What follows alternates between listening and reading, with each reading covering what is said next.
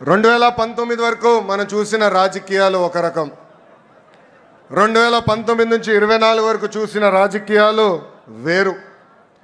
అరాచక పాలన మనందరం ఎదుర్కొన్నాం.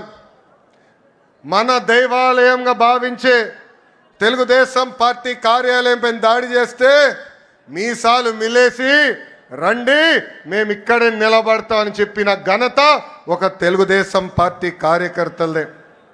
అంతేకాదు మన అధినేత ఇంటికి తాడు కడితే ఆ తాళు తెంచి పోరాడింది మన తెలుగుదేశం పార్టీ కార్యకర్తలు.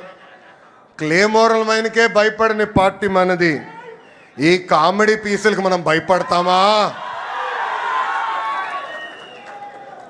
4 ఎమ్మెల్యే లాక్కుంటే ప్రతిపక్ష హోదా ఉండదని చెప్పిన వ్యక్తికి ఈరోజు ప్రతిపక్ష హోదా లేకుండా చేసిన ఘనత తెలుగుదేశం పార్టీది. చివరికి ప్యాలెస్లు కూడా మనం బద్దలు కొట్టాం. 2024 ఎన్నికల్లో మన స్ట్రైక్ రేట్ కూటమితో కలిసి 94% సాధించాం.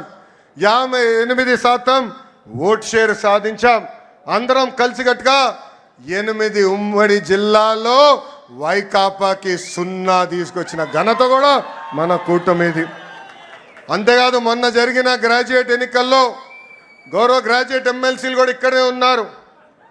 ఆనాడే చెప్పా, ఈవీఎం అయినా బ్యాలెట్ అయినా గెలుపు మనదే.